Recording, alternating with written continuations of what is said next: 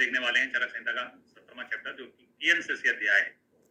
जो 7वां चैप्टर है वहां से जो रोग चतुष्क है वो चालू हो जाता है। तो यहाँ जो एक प्रकार से हम विकृति विज्ञान का पोर्शन, जो हमें विकृति विज्ञान में पढ़ते हैं, वो पोर्शन हम यहाँ से देखने वाले हैं।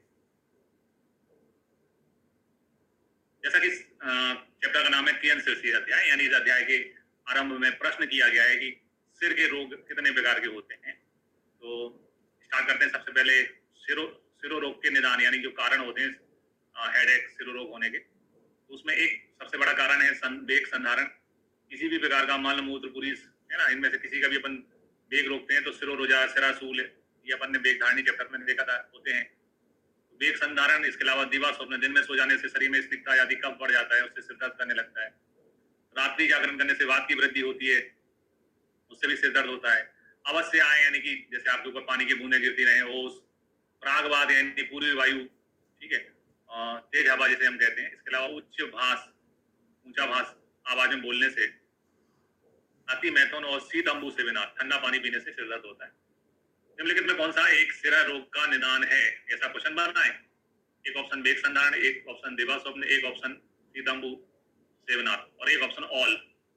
तो सिरोरोग के निदान में एक ऑल करके क्वेश्चन बनाया जा सकता है। निम्नलिखित में कौन सा सिरोरोग का कारण है, तो एक एमसीक्यू बनाया जा सकता है। इसमें हमें वेग संधारण, दिवा स्वप्न, रात्रि जागरण, ये सब सिरोरोग के कारण बताए गए हैं, ये हमें मालूम होना चाहिए। इसके अलावा ज्यादा मात्रा में ठंडा पानी पीना है ना, वो भी सिरोरोग का एक कारण बताया गया है। सिर की इंपोर्टेंस के बारे में लिखा है आचार्य चरक ने, प्राणाम प्राणः प्राण भरताम यद आश्रिता सर्वेन्द्रियाणि च यद उत्तम अंगानाम सिरस्तत् विधीयते। यानी जो सिर है उसमें प्राणियों के प्राण और इंद्रियों का आश्रय बोला गया, वो है ना, मतलब हमारे प्राण रहते हैं, हमारे वाइटल ऑर्गन में से एक आता है सिर, इंद्रियों का आश्रय स्थान है, और इसको जो है उत्तमांग की संज्ञा दी है। तो क्वेश्चन, शरीर के किस अंग को उत्तमांग की संज्ञा दी गई है, सिर को दी गई है, ये क्वेश्चन बना। दूसरा क्वेश्चन बना, किसने दी है ना, सिर को उत्तमांग की संज्ञा किसने दी है, तो आचार्य चरक ने दी है ना। यद आश्रिता सर्वेन्द्रियाणाम, किस अंग के बारे में कहा गया है, यद आश्रिता सर्वेन्द्रियाणाम, ऐसा कौन सा अंग है जहां पर सभी इंद्रियों का आश्रय होता है, तो उसका आंसर क्या है, सिर है। इतने सारे क्वेश्चन बनाए जा सकते हैं। सिर को उत्तमांग की संज्ञा किसने दी है, सिर को इंद्रियों का आश्रय स्थान किसने कहा है, आचार्य चरक ने कहा है। अब बात करते हैं सिरोरोगों की। तो सिरोरोग की संख्या जो है 5 बताई गई है, वाता पित्त कफज, सन्निपातज और कृमिज, है ना। कृमिज सिरोरोग आचार्य चरक ने बताया हुआ है। दूसरे आचार्यों की बात करते हैं तो माधव, सुश्रुत, भाव प्रकाश और योग रत्नाकर ने जो है 11 बताइए। तो इन सभी आचार्यों के नाम याद रखने का तरीका, किन ने 11 बताइए, तो मेरा यानी माधव, है ना। सुश्रुत के लिए अपन ने सा पकड़ा, शुभ, सुश्रुत, भाव प्रकाश, शुभ, मेरा शुभ योग, पंडित जी से पूछते ना, तो 10 का नहीं 11 रुपए चढ़ाओ, है ना। मेरा शुभ योग क्या है, 11, है ना। पूजा पाठ में शुभ योग क्या होता है, 11 होता है। तो मेरा शुभ योग, इन नाम में आने वाले मेरा यानी माधव, शुभ यानी सुश्रुत भाव प्रकाश, और योग यानी योग रत्नाकर ने कितने बताए, 11 बताए। मेरा शुभ योग, इन आचार्यों ने 11 बताए। बात करते हैं अष्टांग संग्रह और हृदय की। तो अष्टांग संग्रह में सिरोरोगों की संख्या जो है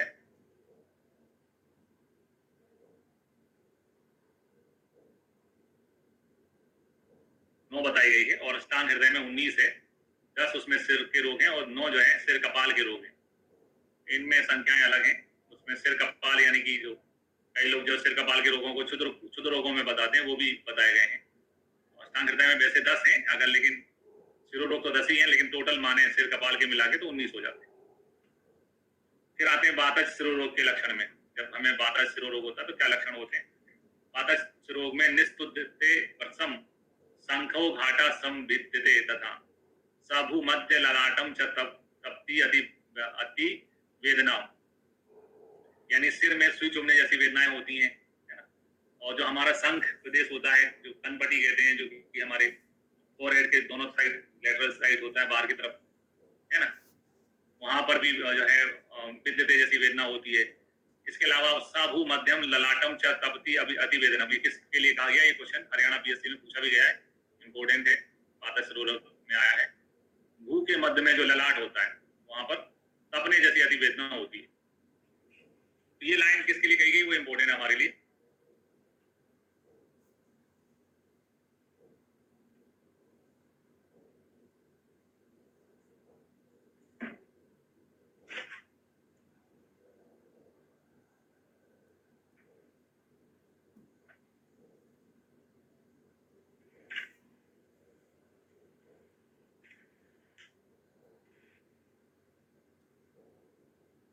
मतलब इसमें तपती शब्द आता है, इसका मतलब जलन होता है। आमतौर पे जलन जब शब्द अपन सुनते हैं ना तो अपना आंसर ऑटोमेटिक पित्त की तरफ जाता है, और यहाँ आंसर जो है पित्त नहीं है।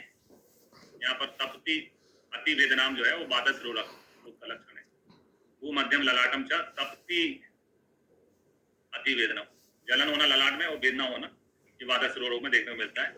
इसके निदान में लाइन आती है शीत मारुत संस्वाद, यानी जैसे अपन ऊपर लिखा है शीत अम्बु, ठंडा पानी पीने से सिरो रोग होते हैं। वादस सिरो रोग में लिखा आता है शीत मारुत संस्वाद। जैसे सर्दियों में मोटरसाइकिल चलाएं बिना मफलर टोपा पहने हुए तो कान में ठंड लग जाएगी, वो एक बड़ा कारण होता है शीत मारुत संस्वाद। शीत मारुत के स्पर्श से, यानी जैसे सर्दियों में हम अपने कानों को ढकते हैं, टोपा लगाते हैं, मफलर पहनते हैं, ऐसा ना करें तो उससे कारण वादस रोग हो सकता है। शीत पित्त यानी आर्टिकेरिया जिसे हम कहते हैं, उसमें भी यही लाइन आती है शीत मारुत संस्कार, शीत मारुत के स्पर्श से। अब आते हैं इसके बाद में पित्तस रोग में। पित्तस रोग में लिखा है दहते रुचिते तेन सिरा सूतम सिरा शीतम सुस्यते सुसुयते दहते चक्षुषी तृष्णा ब्रह्म स्वेद जायते, यानी पित्तस रोग में सिर में जो है पित्त जो है वो रक्त को दूषित कर देता है, और सिर में दाह और वेदना, दहते दाह होती है, वेदना मालूम होती है, ठीक है। और तेन सिरा शीतम सुसुयते, यानी सिर में शीतल पे लेप लगाते हैं, उससे शांति भी होती है। इसके अलावा आंखों में भी जलन होती है, दहते चक्षुषी है ना, और तृष्णा भ्रम ये लक्षण देखने को मिलते हैं, और जो है श्वेत पसीना आता है इसमें।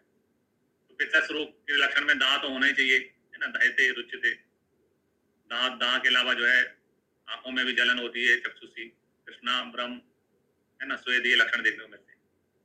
कारण जो बताए गए सिर रोग के, पित्तस रोग के, उन कारणों में एक कारण बताया गया है क्षार तथा मद्य का अधिक सेवन करने से, है ना। क्षार, जैसे कई लोग मद्य पीते हैं तो अगले दिन उनको हैंगओवर रहता है, सिर दर्द करता है, तो मद्य पीने के कारण अगले दिन जो आपका सिर फटता है, बोलते हैं ना सिर फटा जा रहा है दर्द के मारे, वो कौन सा सिर रोग होता है? पित्तस रोग। इसके अलावा गुस्सा करने से, है ना, गुस्से से आग बबूला हो गए, हमेशा आग बबूला होना गुस्से के लिए बोला जाता है। तो गुस्से से कौन सा सिर रोग बढ़ता है? पित्तस रोग, है ना, पित्तस रोग का निदान।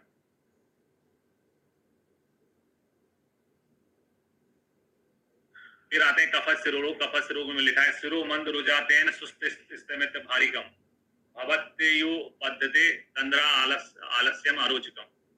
कफस रोग में मंद मंद जो है, मतलब जो वेदना होती है वो मंद रहती है, मंद मंद वेदना रहती है। और तेन सुप्त भारी स्थिमित भारिकम, सिर में शून्यता सुप्तता फील होती है। स्थिमितता का मतलब हमेशा गीले कपड़े जैसा महसूस होना होता है, जैसे अपन सूखे कपड़े पहनते तो हमें अलग फील होता है, गीले कपड़े पहनते तो अलग फील होता है। तो मंद रुचा होती है स्पेशली कफस रोग में। सुप्त स्थिमित भारिकम शब्द आता है, सिर जो है सुप्त रहता है और गीले कपड़े सा भारी जैसा फील होता है। इसके अलावा जब भी हमें कफस रोग होता है तो तंद्रा आलस अरोचकम, तंद्रा आलस अरोचक लक्षण देखने को मिलते हैं। कुछ स्पेशल नहीं है यहाँ पर, जो उस दोष से रिलेटेड चीजें हैं वही बताई जा रही है। कफ के कारण ही तंद्रा आती है, कफ के कारण ये आलस आता है, कफ के कारण ये अरुचि आती है, कफ के कारण ही मंदता आती है, कफ के कारण ही सुप्तता आती है ना। तो ये कफ के लक्षण देखने को मिलते हैं। इसके अलावा लिखा है आस्या सुखा स्वप्न सुखे गुरु स्निग्ध अति भोजनई, है ना। यानी कि हास्य का मतलब होता है बिस्तर पे बैठे बैठे खाना पीना, है ना, एसी में सोना, एसी में आराम करते रहना, ऐसा मतलब है उसका एक प्रकार से। तो हास्य सुखाई स्वप्न सुखाई गुरु स्निग्ध अति भोजनई, ये कफ रोग का निदान है। तो यहाँ लाइन जो है हास्य सुखाई, सुखाई शब्द है, स्वप्न सुखाई शब्द है, जबकि प्रमेय में आता है हास्य सुखम स्वप्न सुखम दधिनी ग्राम ओदक अनुप्रसाम पायंसी। हर चीज हाथ में उपलब्ध है, कहना कहीं जाना है बिस्तर पे लेटे लेटे हर चीज मिल रही है, सोते रहना, बिस्तर पे लेटे रहना, ये जो है प्रमेय का भी कारण है और ये कफस सिरो रोग का भी कारण है।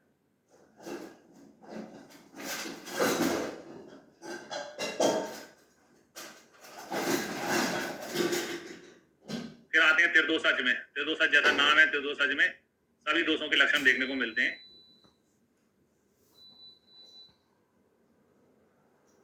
जैसे वाताद शूलम, वात के कारण शूल लक्षण देखने को मिलता है। भ्रम कंप पित्तात दाओ, वात के कारण शूल होता है, भ्रम होता है और कंपन होता है। भ्रम होना, कंपन होना, चक्कर आना, कांपना, गति है, गति यानी वात दोष। पित्त के कारण दाह मद और तृष्णा लक्षण देखने को मिलते हैं, ठीक है। और कफ के कारण जो है गुरुता, तंद्रा देखने को मिलती है। फिर दोष रोग में तीनों दोषों के लक्षण देखने को मिलते हैं। वात के कारण शूल कंपन होता है, भ्रम होता है, पित्त के कारण दाह होता है, तम तृष्णा होती है, कफ के कारण गुरुता और तंद्रा लक्षण देखने को मिलते हैं। इंपॉर्टेंट है क्रमिक शिरोरोग, जो कि एग्जाम में पूछा भी जाता रहता है। क्रमिक शिरोरोग में लिखा है वैच्छेद रुजा, यानी कि वैच्छेद रुजा का मतलब क्या है? सिर में जो है छेदे जाने जैसी वेदना होती है, छेद करने जैसी रुजा होती है। और कंडू यानी खुजली होती है, ठीक है। सोप होता है ना। और दौर्गंधम दुखितम, है ना, दुर्गंध आती है। ये सभी जो है क्रमिक शिरोरोग के लक्षण है। वैच्छेद रुजा, अब जो छेद कोई अपने आपके शरीर में कोई छेद कौन कर सकता है? थोड़ा सा मतलब फंडा बनाने की जरूरत है यहाँ पे, है ना। कृमि खा के, आपका मांस खा के आपके शरीर में क्या कर सकते हैं? छेद कर सकते हैं। ये शब्द क्रमिक शिरोरोग का है, वैच्छेद रोजा।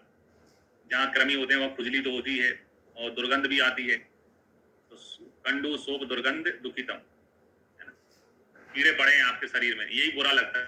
कीड़े पड़े हैं आपके सिर में, भेजे में भूसा नहीं है, कीड़े पड़े हुए हैं, तो वो तो सबसे बड़े, सुनने में ही दुख लग रहा है, सुनने में ही दुख फील हो रहा है।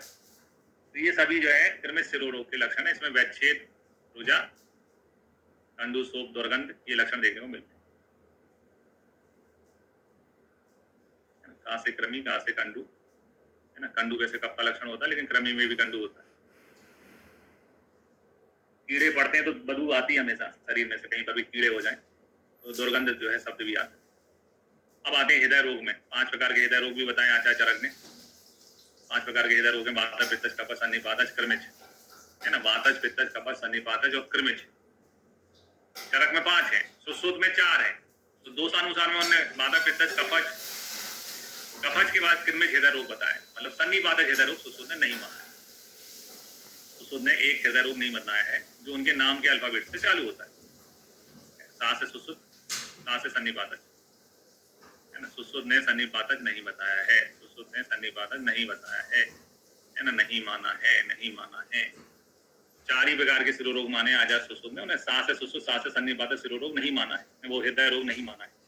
अब आते हैं वातज हृदय रोग में। वातज हृदय रोग में लिखा है वेपतु, वेपतु का मतलब कंपन जैसा फील होना, है ना, धड़कन का बढ़ जाना एक प्रकार से, है ना। तो वेपतु वेष्टनम और स्तब्ध प्रमोह शून्यता दरा, है ना। दर, इसमें एक शब्द यूज किया गया जहां पर दर का मतलब जो है लोगों ने, जैसे मरमर साउंड आती है ना, कई बार डिफेक्ट होता है आपके उसमें, है ना, मेटल इनकम्पिटेंसी वगैरह रहती है तो मरमर साउंड आती है, वो उसको दर शब्द का मतलब यहाँ पर ये निकाला गया है। में दर यानी मरमर की ध्वनि प्रतीत होना। तो दरा जो है किसका है, कौन से हृदय रोग का लक्षण है? वातज। तो वातज में विपतु, स्तब्धता, प्रामो, शून्यता, दरह, हृदय वाता आतुरे रूपम जीर्णे चात्यर्थ वेदना, यानी वात में भोजन के पचे जाने पर अधिक वेदना होती है। जीर्णे चात्यर्थ वेदना यानी जब हमारा खाना पच जाता है तो वातज शिरोरोग बढ़ जाता है। जीर्णे चात्यर्थ वेदना, खाना पचने पे ज्यादा वेदना बढ़ जाती है ना, क्योंकि खाना बनने की लास्ट स्टेज में आपके शरीर में गैस बनने लगती है। वातज हृदय रोग में वेदना बढ़ जाती है। फिर आते हैं पित्तज में। पित्तज में लिखा है हृदय में दाह होती है, बकरे, तिक्करता, मुंह में जो है खट्टी डकारें सी आती हैं, तिक्त अम्लोदगार देखने को मिलता है। ये पित्तज जो है हृदय रोग के लक्षण है। हृदय दाह, वक्के, तिक्तता, तिक्त अम्लोदगार। फिर आते हैं कफज। कफज में लिखा है हृदयम कफ रोगे सुप्तम स्तमित भारिकम, तंद्रा रुचि विपरीतस भवत्यस्मा व्रतमेतम। चरक ने तो अलग अलग तोड़ के लिखा है। पहले ऊपर लिखा है सुप्त स्तमित भारिकम, फिर लिखा है अस्म के समान, है ना। इसी को बहुत अच्छे तरीके से लिखा है आचार्य बागवट ने। तो एमसीक्यू में ये क्वेश्चन लगभग सभी एग्जाम में कई बार आया हुआ है ना। हृदयम स्तबकम, हृदय में जगड़ाहट फील होना और ऐसा लगना है कि भारी भारी भारिकम अस्म गर्भवत, यानी कि हमने दिल में पत्थर रख के, जैसा कहते हैं ना हमारे दिल में पत्थर रखा है, सीने में बड़ा बोझ है, तो यहाँ पर कफज हृदय रोग में ऐसे फील होता है जैसे उनके सीने पर किसी ने पत्थर रख दिया हो। ये लाइन कई बार एग्जाम में आई है ना। हृदयम स्तबकम भारिकम सा अस्म गर्भवत, कौन से हृदय रोग का लक्षण है? कफज हृदय रोग का लक्षण है। इसका मतलब होता है कफज हृदय रोग में ऐसा प्रतीत होता है कि हृदय सो गया है, सुप्तम यानी सो गया है, सिकुड़ गया है, भींग गया है ना। हृदय पर बोझ रखा हुआ है, इसमें तंद्रा होती है, भोजन में अरुचि होती है, और ऐसा लगता है कि हृदय किसी पत्थर से दब गया है ना। हृदय किसी पत्थर से दब गया है।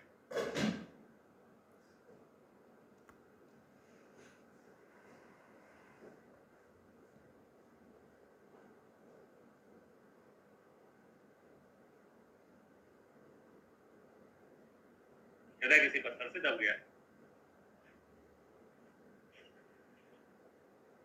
इसके अलावा आज चिंतन भी लक्षण आता है। आज चिंतन भी कफज हृदय रोग का कारण है। चिंतन ना करना भी कफज हृदय रोग के कारण में बताया गया है। फिर आते हैं कृमिज हृदय रोग। कृमिज हृदय रोग में लिखा है शुद्ध मानम तु हृदयम सूची रूप मन्यते सिद्ध मानम यथा सस्या जातम कंडू महारुचम। यानी कृमिज हृदय में जो है शुद्ध मानम, सिद्ध मानम यानी सुई चुभाई जा रही है, छेद सा किया जा रहा है, ऐसी प्रतीति होती है। ऐसा लगता है कि हृदय में कोई छेद कर रहा है, कोई सुई चुभा रहा है, ऐसी प्रतीति होती है ना। हृदय में जो है कृमिज वाले में शुद्ध मानम हृदयम सूची रिव मनते छिद्ध मानम सस्ते जातम कंडू महारुजम, ये लक्षण देखने को मिलते हैं।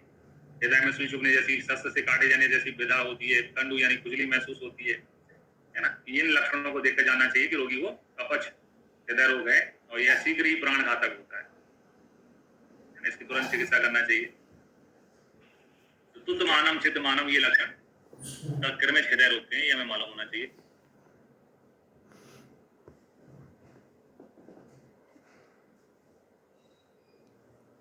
ठीक है। फिर दूसरा हृदय रोग के लिए लिखा है हृदय रोगा कष्टदा कष्ट साध्य उक्तो महेशी यानी कफज हृदय रोग को इनने कष्ट साध्य बोला है, बड़ी मुश्किल से ठीक होने वाला।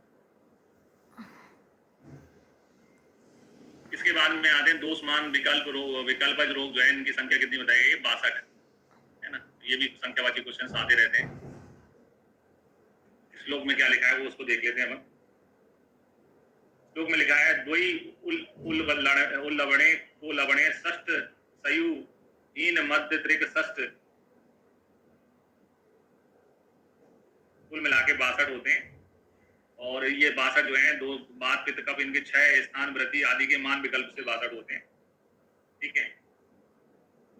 इनमें से सन्निपातज भेद से होते हैं 13, संसर्गज भेद से होते हैं 9 और पृथक होते हैं 3 है ना। ऐसे करके 25 हो जाएंगे। 9 13 और 9 जो है वो हो जाते हैं टोटल 22, 22 और 3 हो जाते हैं 25 है ना। 25 घटने से बढ़ेंगे, 25 बढ़ने से बढ़ेंगे, 12 युगपद एक साथ 6 वृद्धि से होते हैं। ऐसे करके टोटल 62 हो जाते हैं। संख्यावाची क्वेश्चन एक ही बनता है। दोस्तों के विकल्प है ना कितने बताए हैं, विकल्प योग कितने बताए गए हैं? चरक में 62 बताए गए। दूसरी संख्या हम पढ़ेंगे तो वहां 63 भी लिखा आता है, लेकिन चरक में 62 संख्या मानी गई है।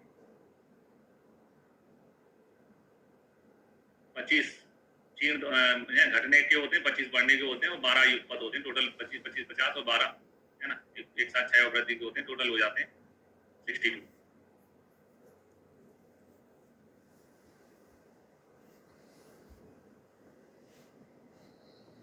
हाँ, स्टेप यानी भींगा भी, जैसा अपन भींग जाते हैं गीलापन होता है वैसा महसूस होता है।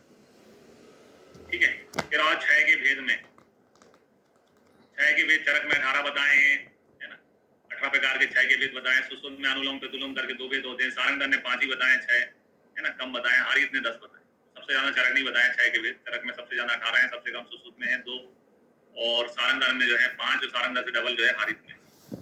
सारंगधर से दुगना जो है वो हारित में बताए गए।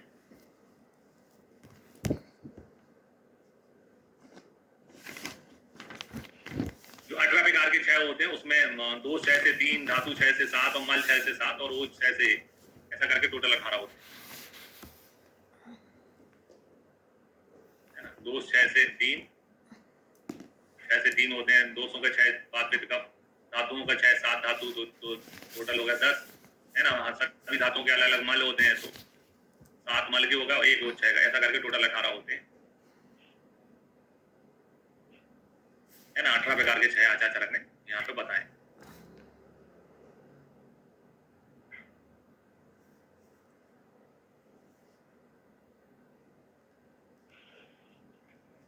अब आते हैं धातुओं के क्षय, उनके लक्षण, जो कि एग्जाम में क्वेश्चन के रूप में बहुत पूछे जाते हैं और हर साल ही आते रहते हैं, जोड़े बनाने के रूप में भी आते हैं। तो धातु क्षय और उनके लक्षणों में आते हैं चरकानुसार। तो रस के में लिखा हुआ है घटते सहते न उच्चै द्रवते शूल्यते यदि ताम्यति स्वल्प शिष्टापि रसक्षय, यानी रस के क्षय होने पर हमारे शरीर में घट्टन, रगड़ने जैसी, जैसे घट्टन जैसी पीड़ा होती है। उच्चै न शब्द न उच्चै, जोर से आवाज जो है बर्दाश्त नहीं होती। जितने रस जो है वो हृदय का स्थान है, मतलब रस जो है कहाँ रहता है, हृदय में रहता है ना। जो हार्ट पेशेंट होते हैं वो ज्यादा आवाज में शोर या ज्यादा आवाज उनको बर्दाश्त नहीं होती।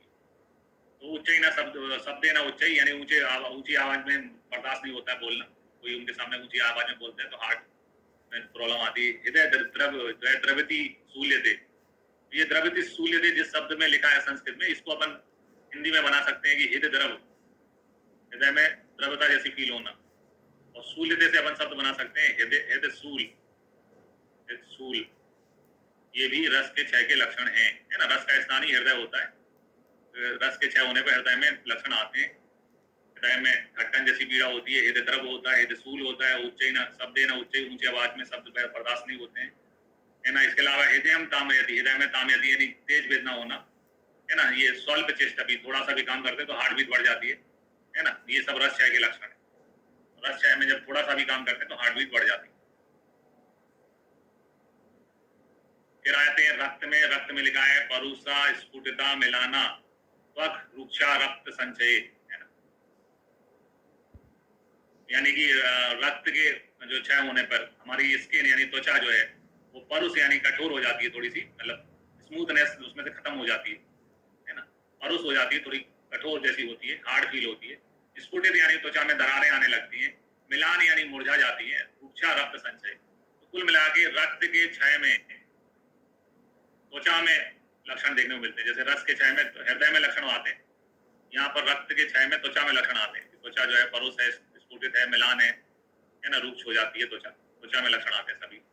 फिर हम मांस में मांस है विशेष स्पिक ग्रीदोदर सुसता, जब हमारे शरीर में मांस का क्षय होता है तो स्पिक कहते हैं आपके नितंब, बैक, जो आपका बैक पोर्शन रहता है ना, जिसको एस भी कहते हैं, ये डबल एस, बैक वाला जो पोर्शन है वहां पर सुस्तता आती है। ग्रीवा में गर्दन चिन्ह जो होती है, जिन लोगों में मोटापा होता है, गर्दन के आसपास बहुत सारा जो है फैट जमा रहता है, वो ने इसमें उसमें सुस्तता आ जाती है ग्रीवा में, और उधर में सुस्तता आ जाती है। ये स्पिक ग्रीवोदर सुस्तता जो है मांस क्षय का लक्षण है।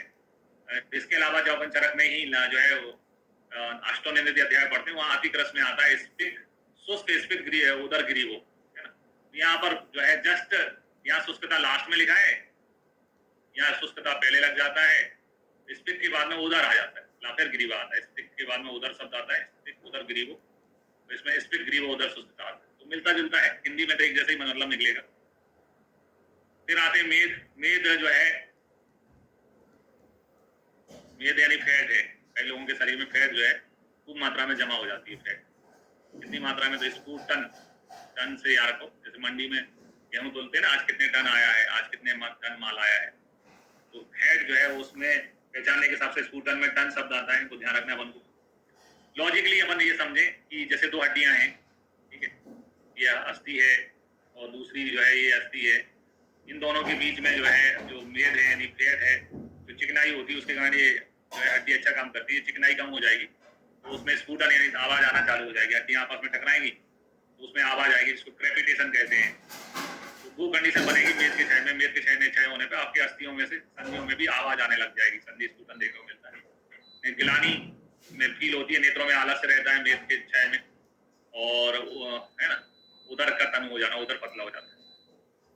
फिर आए अस्थि। अस्थि में अस्थि तोल लक्षण देखने को मिलता है ना, अस्थि में अस्थि तोल लक्षण होता है। इसके अलावा केस, लोम, नख, श्रमसु, द्विज, पतन, यानी कि बाल झड़ने लगते हैं, है ना, लोम झड़ने लगते हैं, नख है, श्रमसु है, द्विज है, ये झड़ने लगते हैं। यानी कि जो हमारी अस्थियां हैं, अस्थियों से के जो है मल होते हैं, ये नख दंत वगैरह अस्थि के मल होते हैं, जिनकी हड्डियां कमजोर होने लगती हैं, उनके बाल झड़ने लगते हैं, आपको पता है। उनके शरीर में कैल्शियम कम होता है, बाल झड़ने लगते हैं, केश लोम कमसूर द्विज प्रपतन ये गिरने लगते हैं। केस यानी बाल है, नख है, द्विज का मतलब होता है आपका मतलब श्रमसु का मतलब होता है आपका दाढ़ी मूछ, तो ये सब गिरने लगते हैं।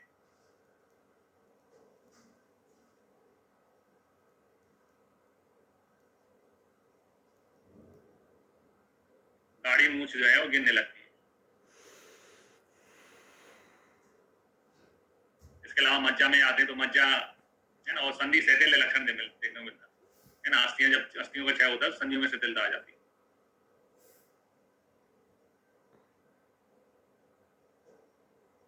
वेद में संधि स्फुटन, अस्थि में संधि सैथिल्य। और मज्जा धातु जो है ना, उसके क्षय होने पर अस्थियों में अस्थियां जो है वो सीर्ण दुर्बल हो जाती है, लघु हो जाती है। और प्रतितत बात रोगिणा हमेशा बात रोगों से ग्रसित रहता है मज्जा क्षय में व्यक्ति। मज्जा क्षय में व्यक्ति हमेशा वात रोगों से ग्रसित रहता है। प्रतितम वात रोगिणा हमेशा वात रोगों से ग्रसित रहता है मज्जा के क्षय में। ये भी क्वेश्चन एग्जाम में पूछा जाता है ना, जिसमें मज्जा का क्षय होने लगता है, धातु क्षय वात की वृद्धि, वात का आश्रय है, अस्थि मज्जा तो है ना, वात रोगों से ग्रसित रहता है व्यक्ति। फिर आते हैं शुक्र। शुक्र में लिखा है दौर्बल्यम मुक्षोषस्य पांडुतम सदनम श्रमा केलप्यम सुख विसर्गस्य क्षीण शुक्र से लक्षण। यानी शुक्र के क्षय होने में हमारे शरीर में दुर्बलता फील होती है। मुक्षोष, मुक्षोष किसका लक्षण है, एग्जाम में बहुत पूछा जाता है। तो मुक्षोष जो है शुक्र के क्षय का लक्षण है, मुक्षोष। इसके अलावा शरीर में पांडुता, पेलनेस हो जाना है ना, सदनम भ्रमम है ना, शरीर में शिथिलता होना, सदनम श्रम थकावट महसूस होना, श्रम का मतलब थकावट महसूस होना। इसके अलावा केलेब नपुंसकता जैसे कि आ जाना, और शुक्र विसर्गस क्षीण शुक्र से लक्षण, शुक्र का निकल जाना, ये सभी क्षीण शुक्र के लक्षण है। फिर आते हैं मूत्र में। मूत्र में लगा मूत्र क्षय, मूत्र कक्षम, मूत्र व्यवर्णम विवचा विपासा च बाधिते अस्य मुक्षोषस मुखम च परिसुस्ति। मूत्र क्षय, मूत्र कक्षम, मूत्र के क्षय होने पर मूत्र कक्ष लक्षण देखने को मिलता है। मूत्र में विवर्णता होती है, विपासा होती है ना। मूत्रघात नहीं होता, ये क्वेश्चन पूछा भी गया था। विपासा भी होती है। और मुख परिशोष शब्द है यहाँ पर, मुख शोष शब्द नहीं है। मुख जो है वो परिशुष्कति यानी सूखने लगता है। तो मुख शोष पूछेंगे तो वो शुक्र का है, और मुख परिशोष पूछेंगे तो वो मूत्र के क्षय का है।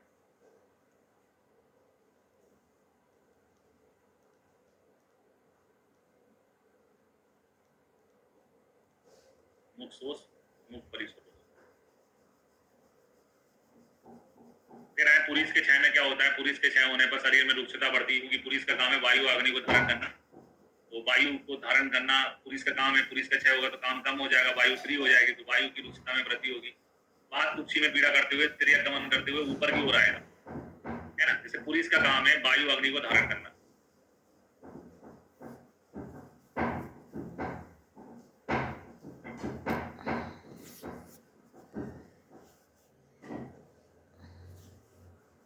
वायु अग्नि को धारण करना पुरीष का काम है। यानी पुरीष रहता है तो जब भी आपके शरीर में पुरीष ठीक मात्रा में बनेगा तो गैस नहीं बनेगी, लेकिन पुरीष कॉन्स्टिपेशन वाली कंडीशन आएगी तो गैस भी बनने लग जाएगी। इसमें पुरीष के क्षय में शरीर में रुक्षता की वृद्धि होती है, ड्राइनेस बढ़ता है, बात कुक्षी में पीड़ा करते हुए त्रिया का ऊर्ध्व गति करता है। जब अपन कोई किसी व्यक्ति पे कंट्रोल करके रखता है और जब वो अपसेंस हो जाता है तो व्यक्ति हल्ला मचाते हैं, शोर मचाते हैं। ऐसी कंडीशन रहेगी, वायु नीचे ना जाके ऊपर की ओर जाएगी शब्द करते हुए, है ना। तो ये भी ध्यान रखना है अपन को।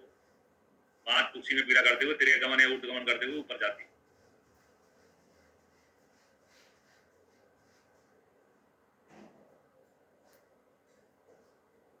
फिर आप मलायान क्षार, मल के जो आयन है यानी जो रस्ते हैं उनमें अगर क्षय होता है तो क्या लक्षण आते हैं। या मलायान क्षार में लिखा है मलायानी च अंता अन्य अन्याति शून्यानि च लघुनी च अन्याति शून्यानि च लघुनी च विशुष्काणी च लक्ष्यते यथस्व मल संचय। ये सभी मल क्षय के लक्षण हैं। शून्यता होना, लघुता फील होना, है ना, विशुष्कता फील होना, ये सब मलायन क्षय के लक्षण है। फिर वो आते हैं वो जो इसमें से ज्यादा पूछे गए हैं, जैसे संधि स्फुटन पूछा गया जो कि मेद के क्षय का है, बार बार पूछा जाता है एग्जाम में। इसके अलावा संधि सैथिल्य पूछा जाता है जो कि अस्थि के क्षय का है ना। और संधि स्वशीर और पितत वात रोगिणम जो है मज्जा क्षय का है। यहाँ पर एक छूटा हुआ है जो मैं जोड़ना चाहता हूँ, है ना, वो है संधि वेदना। संधि वेदना जो है वो भागवत ने बताया है, चरक का नहीं है, लेकिन मैं चरक यहाँ पर लिखवा देता हूँ। संधि वेदना जो है वो चरक का नहीं है, भागवत का है। संधि वेदना किसका लक्षण होता है? मांस क्षय का होता है। वेद या अस्थि क्षय का नहीं होता, मांस क्षय का होता है। किसने बताया? तो भागवत ने बताया।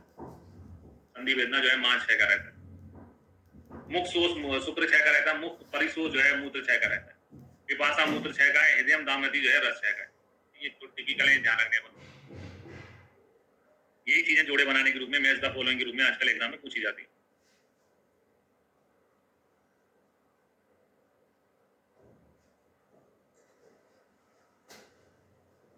धमनी सैतिल जो है मांस क्षय का है, लेकिन वो सुश्रुत में बताया गया। धमनी सैतिल सिरा सैतिल मांस क्षय के हैं, लेकिन वो सुश्रुत में बताया गया, चरक में नहीं है वो।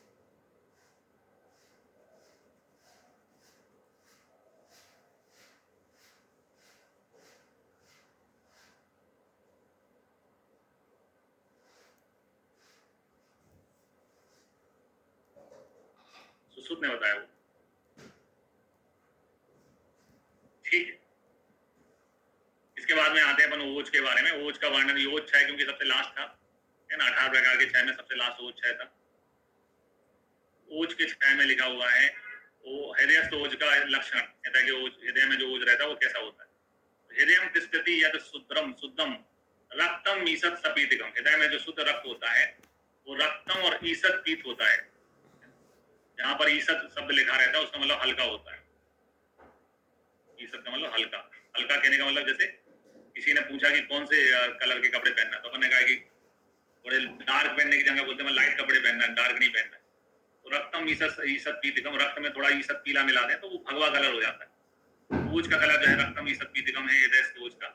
ओजे शरीर से शरीर संघाता, जो ओज हमारे शरीर में इम्यूनिटी के रूप में काम करती है। तना नासा विनश्यन्ति, यानी ओज के नाश होने पर सारी चीजें नष्ट हो जाती है।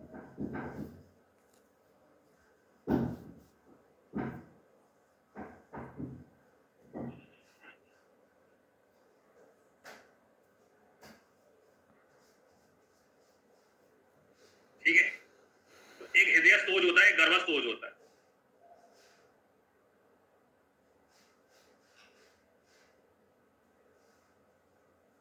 हृदयस्थ ओज का जो वर्ण है वो रक्तम ईसत पीतकम है। रक्तम ईसत का मतलब लाल हल्का पीला, रक्त यानी लाल और लाल में मिलाओ हल्का पीला, तो ये भगवा कलर हो जाएगा, हनुमान जी का कलर हो जाएगा।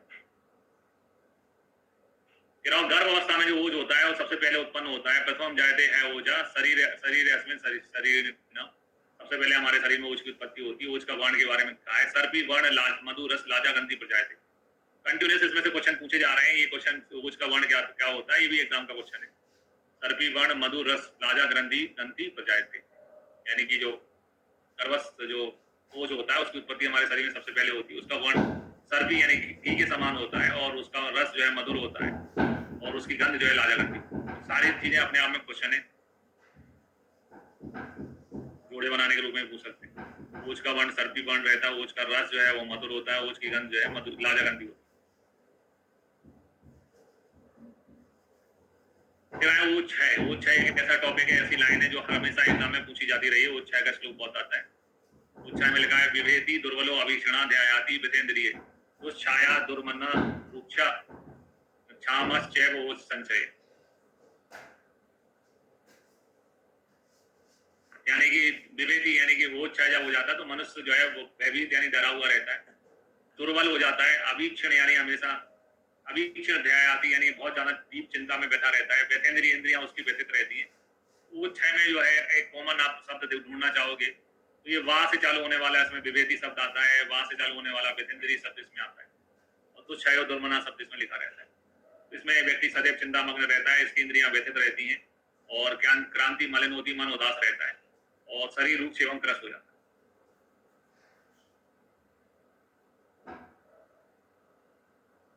इंद्रियां जो है व्यथित रहती हैं, क्रांति मलिन मन उदास रहता है, और शरीर रूप एवं त्रस्त हो जाता है। तो ये अगर आप पुराने पेपर लगाओगे तो ये विभेति किसका लक्षण है, व्यथिंद्रिय किसका लक्षण है, ये क्वेश्चन बहुत पूछा गया। ये सभी ओज क्षय के लक्षण होते हैं, इंद्रियों का व्यथित रहना, भयभीत रहना मनुष्य का।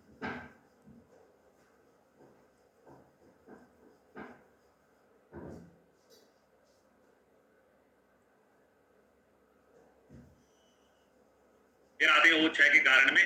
ओज 6 के कारण में लिखा हुआ है कि व्यायामो अनशन चिंता रूप शाल प्रमित आसन।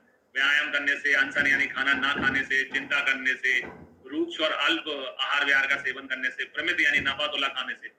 प्रमित यानी क्या मतलब? नपातुला। जैसे आदत है मैं 2 रोटी खाता हूँ, 1 कटोरी चावल दाल बस, प्रमित आसन उसी को बोलते हैं। नपातुला जिसमें अपन खाना खाते हैं वो प्रमित आसन कहलाता है।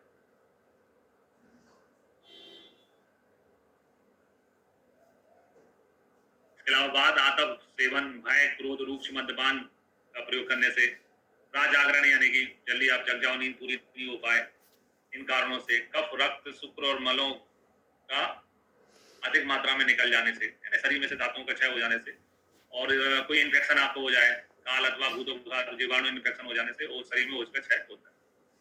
ओज के गुण से यहाँ नहीं बताए गए क्योंकि ओज के जो 10 गुण होते हैं मध्य के विपरीत होते हैं।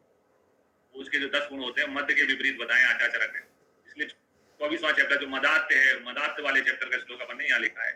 इस चैप्टर का श्लोक नहीं है, ये मदात्य चैप्टर का श्लोक है। ओज के गुण इसमें बताए गए हैं। गुरु शीत मृदु स्निग्ध सन्महलम मधुरम स्थिरम प्रसन्नम पिच्छलम संलक्षणम। ओजो 10 गुणों में स्थित है। ओज के 10 गुण हैं। एग्जाम में पूछा जाता है। बहाल का मतलब थोड़ा सा गाढ़ा होना चाहिए। फिर आते हैं मधुमेह की निदान संप्राप्ति का वर्णन। सबसे प्रथम कौन से चैप्टर में देखने को मिलता है? तो मधुमेह की निदान संप्राप्ति का वर्णन सबसे पहले जो है प्रमेय पीढ़िका जो है मधुमेह के निदान संप्राप्ति प्रमेय पीढ़िका का वर्णन 3 अध्याय में मिलता है। क्योंकि मधुमेह के टॉपिक की अभी 2 चीजें और पढ़ेंगे। मधुमेह में अपन एक प्रमेय निदान भी पढ़ेंगे, प्रमेय चिकित्सा भी पढ़ेंगे, लेकिन मधुमेह की निदान संप्राप्ति जो है सबसे पहले यहाँ पे बताई गई इस चैप्टर में 3 अध्याय में। तो निदान में लिखा है गुरु स्निग्ध अम्ल लवण पदार्थों के अति मात्रा में सेवन करने से, है ना, और नवा अन्य पान, नए प्रकार का अन्न और पान द्रव्यों का प्रयोग करने से, हास्य सुखम यानी बिस्तर पर लेटे रहने से, निद्रा, व्यायाम, चिंता और पंचकम ना कराने से, व्यायाम नहीं करना है, रेगुलर एक्सरसाइज मत करो, और चिंता टेंशन लेने से, इन कारणों से आपको डायबिटीज होती है। लाइफ स्टाइल डिसऑर्डर रोग है। संप्राप्ति में कहा उपयुक्त कारणों से शरीर में कफ, पित्त, मेद और मांस अत्यधिक बढ़ जाते हैं। इनके बढ़ने से वायु की गति रुक जाती है और कुपित वायु ओज को लेकर मूत्राशय में प्रवेश कर जाती है, तब कष्टकर मधुमेह रोग की उत्पत्ति होती है ना। हमारे शरीर में कफ, पित्त, मेद और मांस बढ़ जाते हैं। इन कारणों से उनके बढ़ने से वायु की गति रुक जाती है ना, वात रुक जाती है, तो वायु जो है कुपित वायु ओज को मूत्राशय में प्रवेश करके, है ना, मूत्र अधिक मात्रा में निकालती, कष्टकर मधुमेह रोग में भी उत्पत्ति होती है। इसके बाद में आते हैं प्रमेय पीड़िकाओं में। प्रमेय पीड़िका भी बहुत इंपॉर्टेंट टॉपिक है, इससे बहुत क्वेश्चन बनते हैं, एग्जाम की दृष्टि से बहुत महत्वपूर्ण है। मधुमेह की उपेक्षा करने से शरीर के मांसल प्रदेशों में, यानी कि जहाँ मांस ज्यादा होता है, मर्म प्रदेशों में एवं संधियों में, है ना, सप्त दारुण प्रमेय पीड़िकाएं होती हैं। चरक में प्रमेय पीड़िकाओं की संख्या सप्त यानी 7 बताइए। चरक में जो 7 है उसमें साराविका, कच्छविका, जालिनी, ये कच्छ 7 होती है। तो इनको मैंने एक टेनिस खिलाड़ी के नाम से याद किया। एक टेनिस खिलाड़ी है मारिया सारापोवा। मारिया सारापोवा के नाम से इनको याद किया, और ये याद को नाम को कैसा पढ़ा, नाम को मैंने लिखा सारापोवा। कच्छविका के लिए लिखा का सारापोवा का काला जादू, है ना। जालिनी के लिए जादू बोला। काला जादू जो है वो कैसा होता है? कच्छ 7 होता है।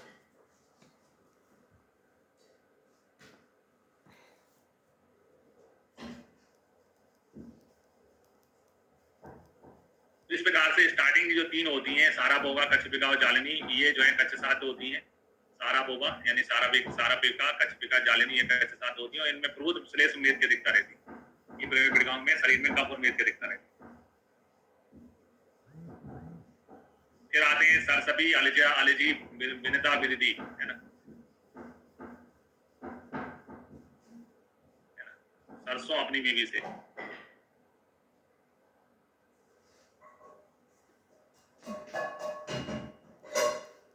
सरसबी, अलिजी, विनिता, ये अल्प मेदस में साध होती है, पित्त की अधिकता से होती है।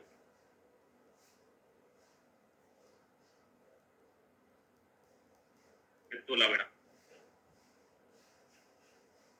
है ना। तो 3 जो होती हैं उनमें कब की अधिकता रहती है? बार सारापोवा निकलता है मेरे जबान से। सारिविका, कच्छविका और जालिनी, ये 3 जो है कब प्रदान होती है? श्लेष, कब की अधिकता रहती है इनमें, है ना। कक्ष 7 होती हैं और सरसबी अलजी विनिता विदिति, ये 4 जो है इनमें अल्पमेध वाली होती हैं, पित्त अधिक होता है, ठीक है। 7 होती हैं अल्पमेधस में, 7 होती हैं।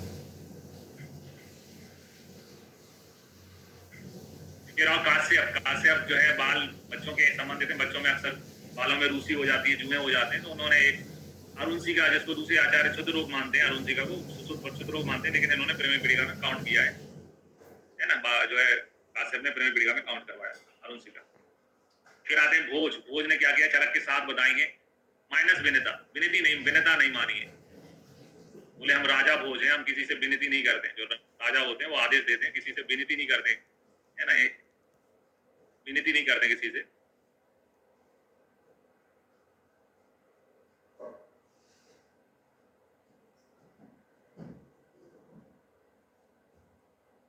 राजाओं का जो भोज है वो भोज परमार कुल के राजा थे, जैसे भोज राजा बोलते हैं ना, परमार कुल के राजा थे। तो राजाओं का भोज कुल फेमस होता है। इनने कुलत्थी का बताइए, कुलत्थी का बताइए, पुत्राणी बताइए, बिदारी का बताइए, मसूरी का और विनेता का उल्लेख नहीं किया। मसूर है ना, तो इनको मसूर होने की जरूरत होती है, राजा है तो हमेशा ही मसूर रहते, ना इनकी किसी से विनती करते।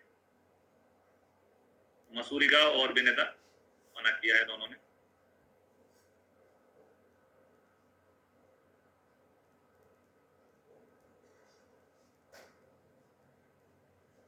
ठीक है, आगे बढ़ते हैं।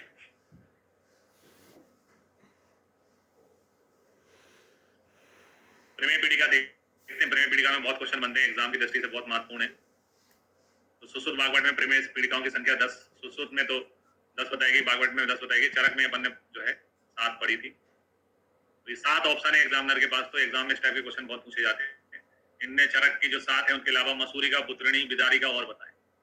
अब जैसे प्रमेय है, गांव की कहावत है, प्रमेय किसको होता है, जो ज्यादा मीठा खाता है ना, मीठे मिठाई जो ज्यादा खाता है, लड्डू वगैरह जो होती है, मिठाई ज्यादा खाता है उसको। तो लड्डू कब मिलते गांव में, जब मशहूर मशहूर है वो मशहूर नहीं, मशहूर यानी कोई फेमस व्यक्ति होता है जिसको फेमस कहते हैं। मशहूर व्यक्ति की पुत्री की विदाई होती है, यानी उसकी शादी होती है, तब सभी को खाना खाने में लड्डू मिलते हैं। मशहूर व्यक्ति की पुत्री विदा, है ना, विदाई पार्टी में बहुत मशहूर व्यक्ति की पुत्री की विदाई होती है, तो उसमें बहुत लड्डू खाए हमने, इतने लड्डू खाएगी प्रमेय हो गया। तो मसूरी का, पुत्रिणी, बिदारी का, ये जो है 3 जो है एक्स्ट्रा है, वो आचार्य सुश्रुत ने बता रखे। अब आते हैं इनके डिटेल में। साराविका में लिखा हुआ है अंतो अन्यता मध्या निम्ना, है ना। सुश्रुत के अनुसार ये अन्यतो अन्यता मध्या निम्ना होती है। ये वाला क्वेश्चन ये पीजीटी में आया भी था इस साल। देखो, शराब का मतलब होता है ढक्कन। शराब का मतलब दारू नहीं होता, ढक्कन होता है। ढक्कन यानी जो थाली है, प्लेट है, प्लेट कैसी होती है हमारी, अगर मैं बोलना चाहूँ कि हमारी जो है ना किसी चीज की प्लेट कैसी होती है, बीच में गोल होती है और किनारों पे उठी हुई रहती है, किनारों पे उठी हुई रहती है। तो ये अंत में उन्नत है और मध्य में निम्न है, यानी मध्य में दबी हुई रहती है ना। प्लेट है अपनी जो थाली वगैरह है, जो उस पर अपन खाना खाते हैं, बीच में सपाट होती है और किनारों पे उठी रहती है ना। तो वैसे ही जो है प्रमेय पीड़िका साराविका होती है, अंत पे उन्नत होती है, मध्य में निम्न रहती है। स्याब होती है, क्लेद रुझान विदा क्लेद युक्त होती है। शराबिका, स्यात पीड़िका, शराब आकृति, शराब यानी कि ढक्कन के जैसी होती है। यहाँ इंपोर्टेंट लाइन है, अन्य तो उन्नता मध्या निम्ना स्यावा। कच्छपिका यानी कछुए को कहते हैं कच्छपिका, कच्छी भी लिखा है संस्कृत में वैसे इसको। तो जो कछुआ होता है उसको एक खोल में रहता है, वो है ना, एक गोल खोल में रहता है, और जब जो है उसका वो फ्री होता है, कोई उसको नुकसान नहीं पहुंचा रहा होता, तो अपने हाथ पैर जो है खोल में से बाहर निकाल लेता है ना। टाइटल यानी कछुए की आदत होती है, उसको एक कवर मिला हुआ है प्राकृतिक रूप से, जिसके अंदर वो कोई आक्रमण करता है तब उसके अंदर घुस जाता है। और गहरे पानी में होता है कछुआ, ठीक है। तो कच्छपिका प्रमेय पीड़िका में लिखा है अवगाढ़ आरती। अवगाढ़ का मतलब होता है गहरा, आरती यानी वेदना, यानी बहुत डीप पेन होता है। अवगाढ़ आरती निस्तोदा, सुई चुभने जैसी पीड़ा होती है।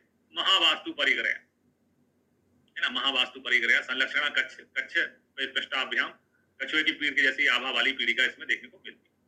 अवगाढ़ आरती निस्तोदा महावास्तु परिग्रह, यानी कि जैसे इसके हाथ पैर रहता है, ये परिग्रह यानी इनको संकोच लेता है। कछुआ जो है जब कोई मारता है उसको सुई चुभाता है तो हाथ पैर अंदर कर लेता है। अभी ऐसा है, एक कछुआ मुझे दिखा वैसा था, इसमें मैंने एक सुई चुभा दी, आ रहा उसको, तो ये जो है ऐसा गोल बस ऐसा दिखेगा, अंदर समेट लेगा अपने आप को। तो इसी से याद करना है। अवतार आरती बहुत पेन होता है, निस्तोष जपने जैसा पेन होता है, और महावास्तु परिग्रह ये कच्छपिका में देखने को मिलता है।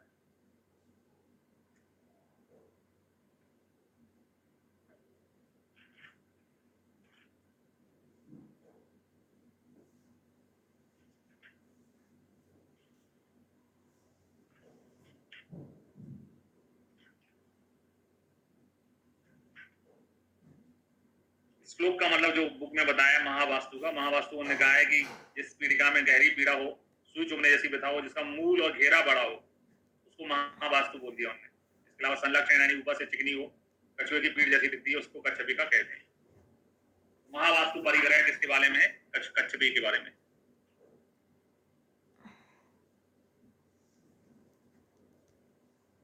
जालिनी, जालिनी स्तब्धा सिरा जालवती स्निग्ध श्रावा महाआस्या।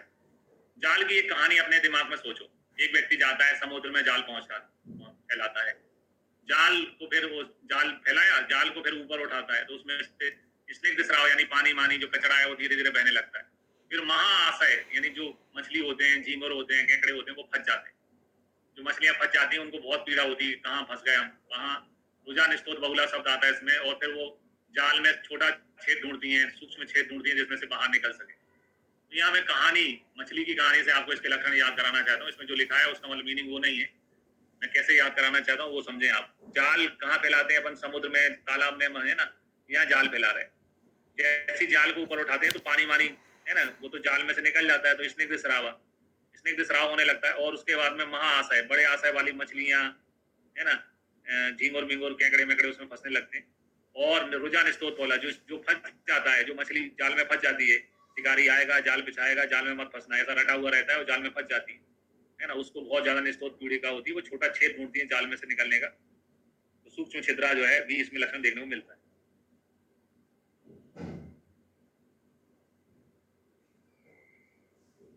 स्तब्धा सिरा जालवती महाशया सूक्ष्म स्तोत्र बहुला सूक्ष्म छिद्रा सजालिनी। कह रहा सरसिविका, सरसिविका में छोटी लाइन आती जो कि एग्जाम में कई बार पूछी गई है, वो है पीड़िका नाती महती, बड़े आकार की नहीं होती सरसिविका, नाती महती क्षिप्र पाका महारोजा, जल्दी पक जाती है और रोजा देने वाली होती है, वो सरसिविका होती है। सरसिविका वैसे ही जैसे सरसों का साग होता है, आपके पेट में जलन पैदा करता है, जैसे ये पीड़िका नाती महती बड़ी नहीं होती, जल्दी पक जाती है, लेकिन सरसव आकृति की होती है। आलेजी में आते हैं, आलेजी को उल्टा करो आप, तो पहला शब्द हो जाएगा जा, फिर दूसरा शब्द क्या हो जाएगा ला, और फिर तीसरा शब्द क्या हो जाएगा आ। आलेजी का उल्टा बनाएंगे तो बनेगा जला, है ना।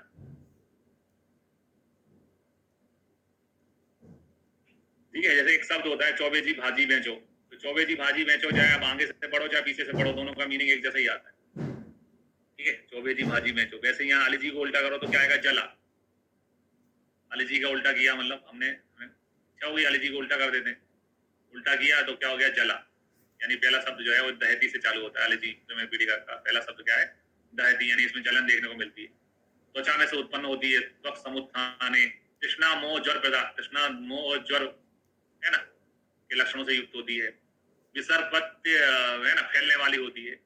सुखाद दहत्य अग्नि रीति आलजी है ना, अग्नि के समान जो है दाह करने वाली होती है आलजी प्रेम पीड़िका। ठीक है, आलजी एक कॉमन नेम है जो अपन कई बार पढ़ेंगे, अभी यहाँ प्रेम पीड़िका में पढ़ा है, फिर आगे मांस विदोष विकार में भी पढ़ेंगे आलजी। नेत्र संधिगत रोग भी होता है आलजी। भिन्नता, भिन्नता मुझे याद नहीं होती है तो मैं क्या करता हूँ, भिन्नता को पढ़ता हूँ, भिन्नता को पढ़ता हूँ विनती। जैसे आदमी कहीं फंस जाता है ना, तो अपने से पहचान वाले से विनती करता है कि मुझे बचा लो भाई, विनती करता है। अवगाढ़ रोजा, विनती कब करेंगे? जब हमें बहुत ज्यादा रोजा होने वाली है, अवगाढ़ आरती की अवगाढ़ रोजा है। कैसे? किसी गलत काम में हम फंस गए और पुलिस अब डंडे मारने वाली है, हमको पीठ पे डंडे मारने वाली है या पेट पे लात पड़ने वाली है, नौकरी जाने वाली है, तो अपन महती यानी बड़े आदमी से विनती करेंगे, भैया हमें बचा लो, इस बार आगे से गलती नहीं होगी।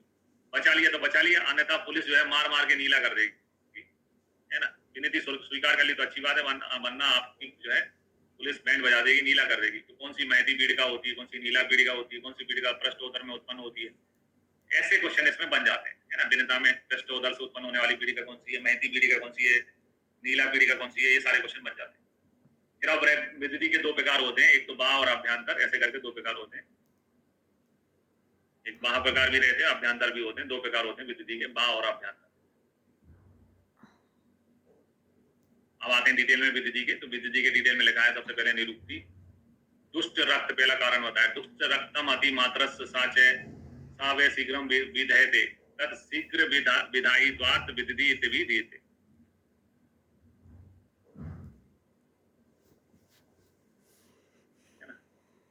शीघ्र विधायी द्वात विदिति इति विधीयते। दुष्ट रक्त की अति मात्रा होने से यह शीघ्र विधायुक्त होती है, हो जाती है, इसलिए इसे विदिति कहते हैं।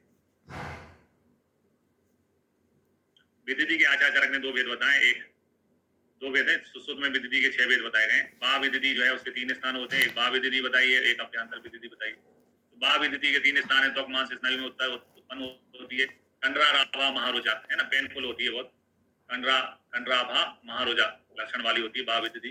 अभ्यंतर विदिति के जो है आचार्य ने 9 स्थान बताए, क्योंकि क्वेश्चन बहुत पूछे जाते हैं। 9 स्थान बताए, हृदय, बस्ती, नाभि, यत्र प्लिया, कोम, कुलोम, वक्र, कुष्ठी और वंशण, ऐसे करके अभ्यंतर विदिति के 9 स्थान बताए। आचार्य सुश्रुत ने 9 के स्थान पे 10 बताए, उन्होंने एक एक्स्ट्रा बताया गुदा है ना, गुदा और विदिति बताई है ना। अभ्यंतर विदिति के कितने स्थान होते हैं वो भी एग्जाम में पूछा जाता है।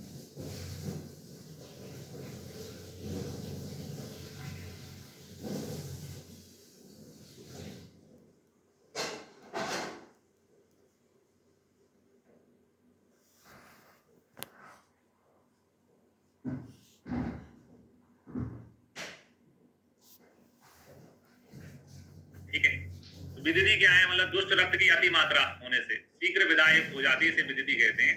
यानी कि हमारे शरीर में प्रेमी पीड़िका जो है, ऐसी प्रेमी पीड़िका होती है जिसमें इम्प्योर ब्लड ज्यादा मात्रा में होता है और जो जल्दी पक जाती है, विधा यानी जल्दी पक जाती है, तो उसको विदिति कहते हैं। दुष्ट रक्त की अति मात्रा होने से और शीघ्र ही विधा युक्त हो जाने से इसको विदिति कहा है। अब आते हैं बा विदिति में। बा विदिति के जो है 5 प्रकार की होती है, तो उसमें लक्षण में आते हैं, बाधा जो लिखा है वैच्छेद है ना, वैच्छेद यानी छेदन जैसी पीड़ा होती है ना। वैच्छेद इससे पहले अपन क्रमी में पढ़ते थे, लेकिन यहाँ वृक्षेद जो है वादज में आता है। वृक्षेद ब्रह्म आना, शब्द स्फुरण है ना, सर्पणी बात गई, शब्द करने वाली, स्फुरण करने वाली और फैलने वाली होती है ना। सर्पणी बात की यानी फैलने वाली विदिति जो है वो बादज होती है। पित्तज में लिखा है पैतृकी दा तृष्णा दा मोह मंद ज्वरई। पैतृक विदिति में तृष्णा दा मोह और मंद ज्वर लक्षण देखने को मिलता है। तो मंद ज्वर स्पेशल शब्द है, मंद ज्वर जो है पित्तज विदिति में देखने को मिलता है। कफज में आ जाए, कफज में जम्बा है ना, जम्बा लक्षण मिलता है। ये क्वेश्चन बहुत इंपोर्टेंट है। जम्बा की आमतौर पे बात का लक्षण होता है, बात ज्वर में जम्बा पढ़ते हैं अपन, तो लेकिन पित्तज जैसे पित्तज जो नाड़ी होती है उसमें तोद लक्षण देखने को मिलता है, वैसे यहाँ पर कफज विदिति में जम्बा लक्षण देखने को मिलता है। अनयूजुअल चीज है, अनयूजुअल है ना, जो हमारे नॉर्मल कंसेप्ट है उससे परे जम्बा लक्षण कफज विदिति में देखने को मिलती है। इसके अलावा उत्क्लेश, अरुचि, स्तब्धता देखने को मिलती है, शीतकई, श्लेष्मकई है ना, ये सभी उत्क्लेश होना, अरुचि होना, स्तब्धता होना, ये कफज विदिति के लक्षण है। दोषज विदिति में लिखा है सर्वासु च महत्सूलम, सभी दोषों के लक्षण होते हैं और महत्सूल है ना, ज्यादा भयंकर सूल वाली होती है दोषज। फिर आते इसके अलावा उन्होंने पंचमान विदिति बताई, यानी जो अभी पूरी तरह से तैयार नहीं हुई है, बीच की कंडीशन में पंचमान विदिति। तो पंचमान विदिति में लिखा है प्रत्यय सस्ते च मथते, ऐसी पीड़ा होती है बॉडी में, ऐसी पीड़ा होती है कि ऐसा लगता है कि अग्नि तप्त शस्त्र से शरीर को मथा जा रहा है ना, अग्नि लगी हुई, आग लगे हुए कोई शस्त्र से शरीर को मथा जा रहा है। इसके अलावा उन्मुख यानी जो जलती हुई लकड़ी होती है ना, उससे शरीर को स्पर्श करके जलाया जा रहा है, ऐसी प्रतीति होती है। व्यामलताम याताम वृश्चिक रिब दस्यते, बहुत सारे बिच्छू एक साथ काट रहे हों, तो ऐसी वेदना पंचमान विदिति में है ना। तो बिच्छू दंश के समान वेदना किस रोग का लक्षण है, तो वृश्चिक दंश जो है, इससे पहले अपन आम बात में ही पढ़ते हैं, आम बात का लक्षण होता है वृश्चिक दंश के समान वेदना।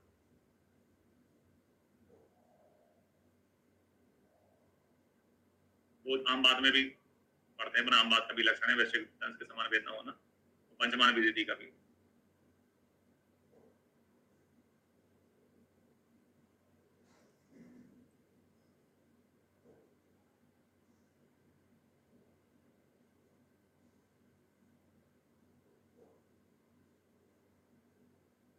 स्थान की तो डिटेल पढ़नी है, अभी क्या स्थान की तो अपन डिटेल पढ़ने वाले हैं। फिर आप दोषानुसार श्राव विदिति में जो है दोषानुसार श्राव देखने को मिलते हैं। वातज विदिति में जो है तनुरूक्ष स्राव, एनल स्राव होता है, ये बाप के लक्षण है पित्त वाले में, क्योंकि विदिति में रक्त दुष्ट है, दुष्ट रक्त है विदिति में, दुष्ट रक्त है, इसलिए पित्तज वाले में ज्यादा चेंजेस होते हैं, है ना। दुष्ट रक्त विदिति में कारण होता है, रक्त के अंदर पित्त होता है, तो पित्तज वाले में कलर चेंज होते हैं, तिल के समान, मांस के समान, कुलत के समान जो है स्राव निकलता है। अक्सर जिस रोग में जो दोष होता है उसी वाले भेद में कलर चेंज होते हैं। यानी कि आपको जैसे अपन प्रदर रोग पढ़ेंगे, तो प्रदर रोग में प्रदर यानी आर्तों को निकालना किसका काम है? अपान वायु का। अपान वायु यानी बातज जो भेद पढ़ते हैं अपन प्रदर, उसमें उसका कलर चेंज हो जाता है, किंसुदक के समान हो जाता है ना। ऐसे ही रक्त पित्त में पित्तज रक्त पित्त है वो अंजनाभ के समान, मेचकाकार के समान, धूमाभ के समान हो जाता है। यानी जिस रोग में जो मेन दोष होता है वो उसका जो भेद पढ़ेंगे तो उसमें कलर अपन को अलग अलग सुनने को मिलेंगे। ऐसी थ्योरी आपके दिमाग में बैठाना आप, यहाँ पित्तज वाले में अलग अलग चीजें सुनने को मिल रही हमको, क्योंकि पित्त विदिति में अल्टीमेटली पित्त का इन्वॉल्वमेंट है, दुष्ट रक्त के कारण होती है। तो तिल के समान, मांस के समान, कोलत के समान इसमें स्राव देखने को मिलता है। फिर आप कफज वाले में श्वेत पिच्छल बहलम बहु, है ना, श्वेत पिच्छल बहल, ये सब कफ के लक्षण है। यहाँ तो कोई क्वेश्चन बनेगा नहीं, केवल पित्तज में क्वेश्चन बनता है। फिर चरक के अनुसार जो है, जो 9 विदिति के स्थान है सुश्रुत में 10 है, इनके लक्षण एग्जाम में पूछे जाते हैं।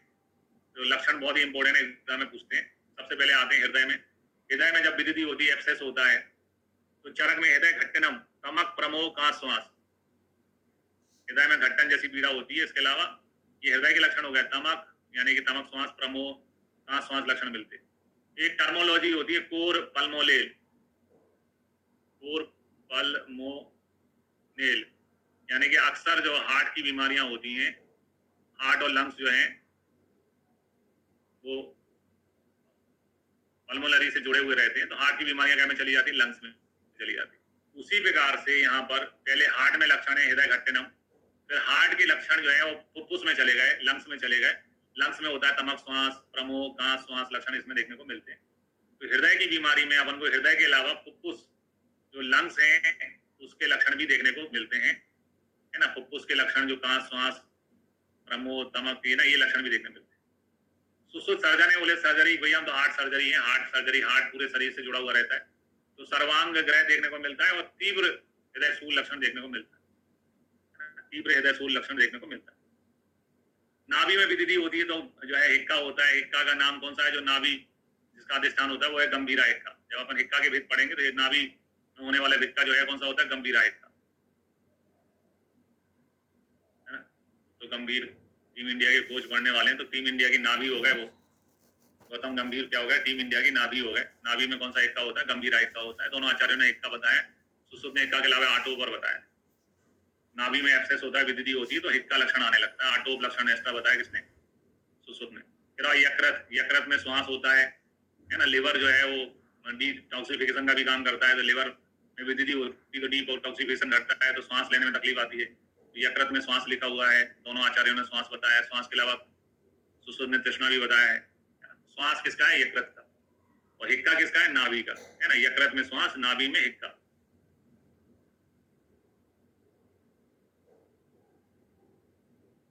फिर आप प्लीहा में उपक्षावरोध होता है ना। प्लीहा को अपन आरबीसी का कब्रगाह भी कहते हैं। आरबीसी यानी आरबीसी अच्छी खासी पूरे शरीर में घूमती रहती है, जब स्प्लीन में पहुंचती है तो स्प्लीन चेक करता है बच्चा शेप साइज सही है, नहीं है तो खत्म कर देता है। स्प्लीन को आरबीसी की कब्रगाह कहते हैं। कब्र है यानी कि मर जाते हैं वहां जाके, बूचड़ खाना भी बोलते हैं, शमशान एक प्रकार से आरबीसी का। तो प्लीहा जो है आरबीसी का अवरोध करेगा। रुको रुको रुको रुको, है ना, चेक करना है तुमको। तो प्लीहा में उपश्वास अवरोध शब्द आता है। अवरोध, प्लीहा आरबीसी का क्या करेगा? अवरोध करेगा, चेक करेगा, रोकेगा, देखेगा सही है कि नहीं है। अवरोध वाला शब्द जो है प्लीहा की विदिति में हमें पढ़ने को मिलता है। ये दिमाग में पढ़ना बैठाना है ना। प्लीहा वाले में अवरोध शब्द मिलता है। प्लीहा आरबीसी को रोकता है, चेक करता है, खराब होता है तो खत्म कर देता है। तो इसमें उच्छ्वासो अवरोध, श्वास अवरोध या उच्छ्वासो अवरोध शब्द इसमें देखने को मिलता है प्लीहा वाले में। फिर आप किलम को पिपासा का मूल कहते हैं, है ना। किलम जो है उसको पिपासा का मूल कहते हैं, इसमें पिपासा लक्षण मिलता है।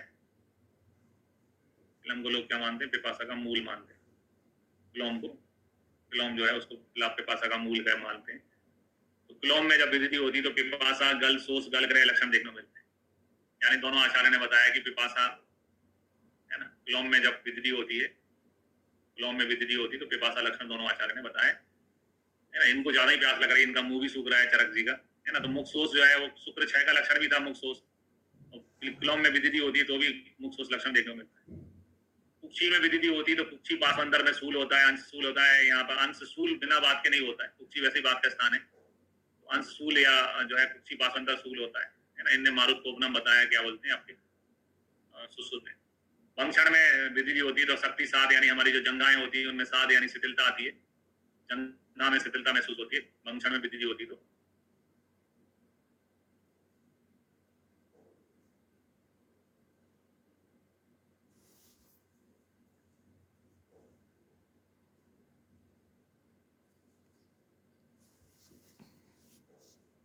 यहाँ गौर करने वाली चीज जो है वो है वंक्षण में जब विदिति होती है, ठीक है, वंक्षण में जब विदिति होती है तो सुश्रुत बताते हैं तीव्र कटी पृष्ठ ग्रह, और जबकि चरक बताते हैं जब वक्र में जो है विदिति होती है तो पृष्ठ कटी ग्रह। तो वंक्षण में पहला जो है शब्द जो है कटी आता है, वंक्षण वाले में, वंक्षण वाले में पहला शब्द जो है कटी आता है, और यहाँ जो है पहला शब्द जो है पृष्ठ आता है। अब इन चीजों को कैसे याद करें, इन चीजों को कैसे याद करें?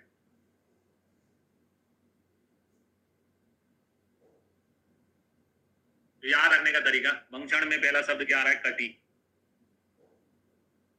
तो वंक्षण बराबर, वंक्षण को कटी प्रदेश भी कहते हैं, वंक्षण को क्या कहते हैं? कटी प्रदेश भी कहते हैं। ये पूरी तैयारी संस्कृत के लिए हो रही है, हिंदी में दोनों का मीनिंग एक जैसा ही होता है। वक्र में क्या आता है? पृष्ठ कटी ग्रह रहता है। जो वक्र होते हैं जिनको अपन किडनी कहते हैं, किडनी जो है वो शरीर के पार्ट्स में होती हैं, लेटरल साइड होती है दोनों तरफ, है ना। मतलब जब करवट पे लेटाते हैं, बाई करवट दाई करवट पे लेटाते हैं, तब किडनी पाल्पेट हो पाती है। वक्र जो है पार्ट्स में होता है, शरीर के पास में, पृष्ठ से चालू होता है, वक्र की लाइन पृष्ठ से चालू होती है।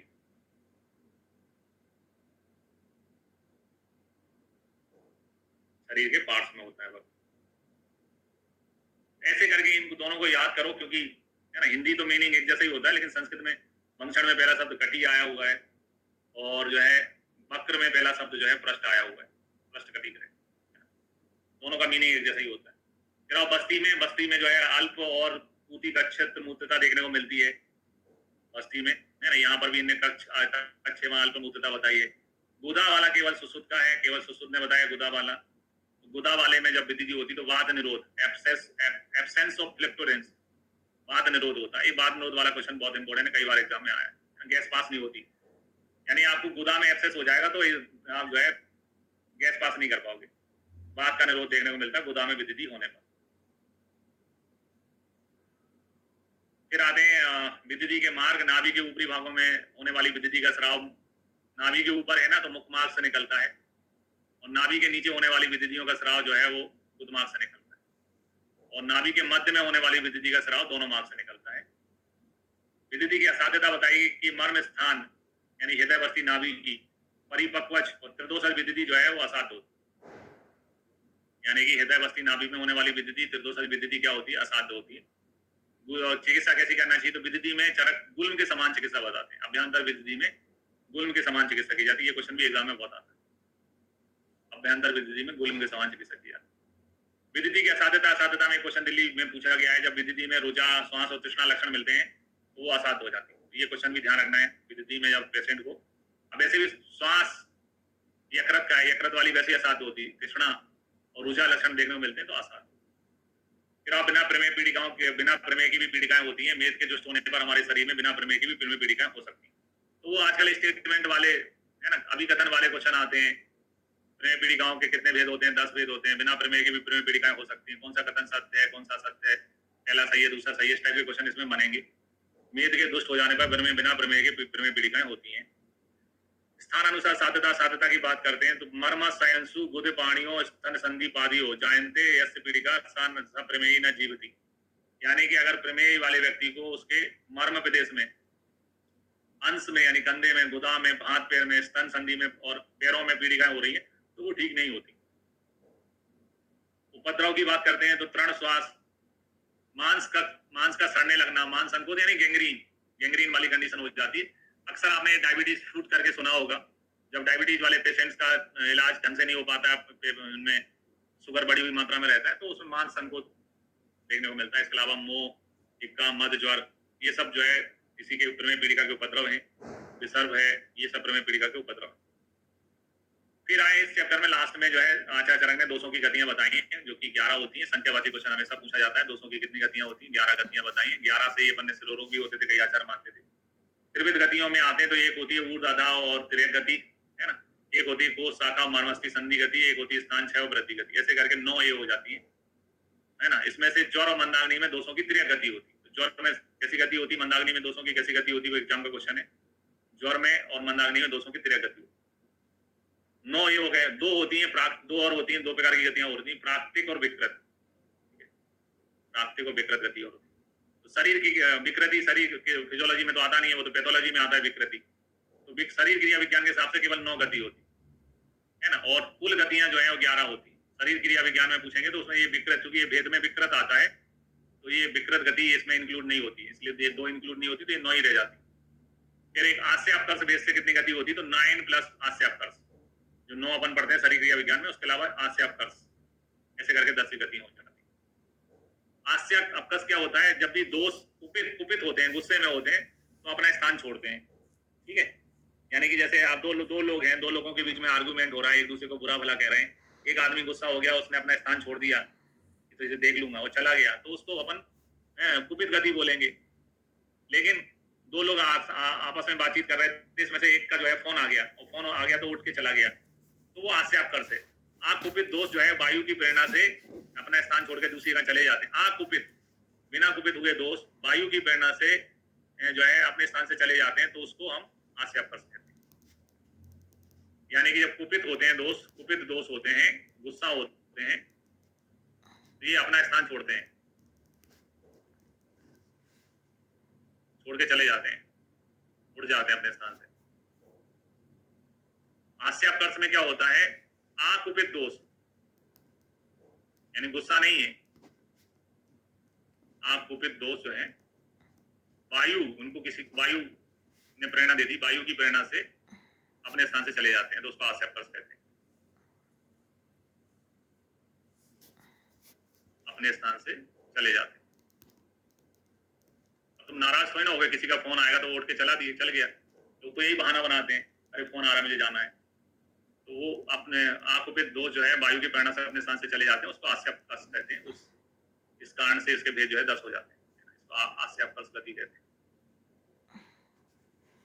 फिर ऋतु अनुसार दोषों का संचय प्रकोप, पित्त कफ और वायु, इन तीनों दोष क्रम से संचय प्रकोप प्रसम में होता है। वर्षा, शरद, हेमंत, वसंत, ग्रीष्म, प्रावट ऋतु में एक एक करके होता है। इस चैप्टर के लास्ट में लिखा है प्रकाशतु बल श्लेष्मा विकृतो मल उच्यते सा चैव स्मता काये चा पापम उद्दिश्यते।